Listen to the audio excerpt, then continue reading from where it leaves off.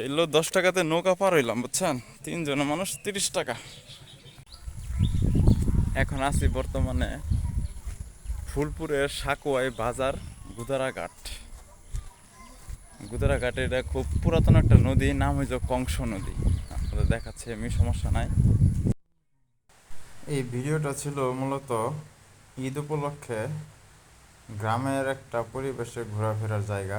এটা অনেক দূরের জায়গা, ফুলপুর। ফুলপুর আমার একটা আত্মীয় বাড়ি। এখানে ব্রিজ নাই, এখানে সকল মানুষ যাতায়াত করে নৌকা দিয়ে।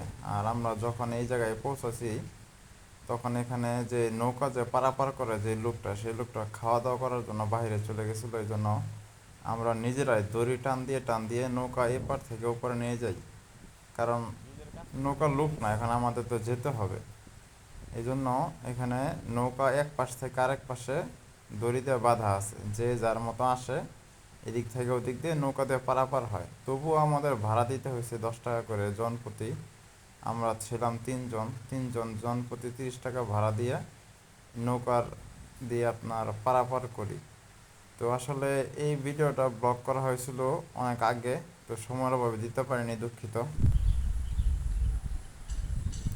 এই জায়গাটা হচ্ছে ফুলপুর হালুয়াঘাটের রুটে।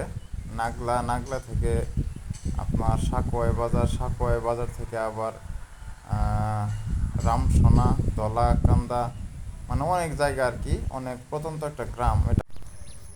মাছ হয়ে গেছে শিকারি, ওইখানে দাঁড়ায় আছিলাম। মাছ মনে করেন যে গিয়া অনেক খুব কাহিনী করলো, মানে ঝুপঝাপ পারলো। ওই জায়গা থেকে একটু সরে যেতেছি, আমার সাথে সাথে মাছগুলাও সরে যেতেছে। দেখেন ওই সাইডে কিন্তু কোনো মাছ নাই। হ্যাঁ, এখন আমি যদি ওই সাইডে যাই এই মাছগুলো নিয়ে যাব, মানে মাছ ভাবতেছে যে মাছের পুকুরের যে মালিকটা, এই মালিকটা মনে আমি, কিন্তু শালারা জানে না আমি বললাম অন্যরা লোক, অতিথি মানুষ, ওরা বুঝতেছে না। এই যে মাছগুলো আইসা পড়তেছে।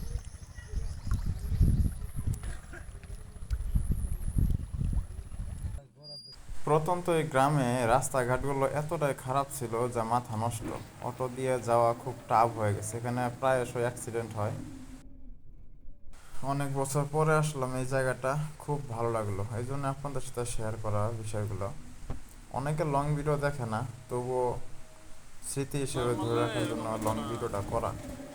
তো যদি ভালো লাগে দেখতে পারেন, খুব সুন্দর একটা পরিবেশ, মানে অরিজিনাল যে গ্রামের যে অরিজিনাল যে একটা পরিবেশ, এই পরিবেশটা এই ভিডিওতে উপস্থাপন করাটা হলো মেন উদ্দেশ্য। দিনটা অনেক ভালো ছিল, ঘোরাফেরা করে শান্তি পেয়েছি। আপনাদেরকেও ধন্যবাদ।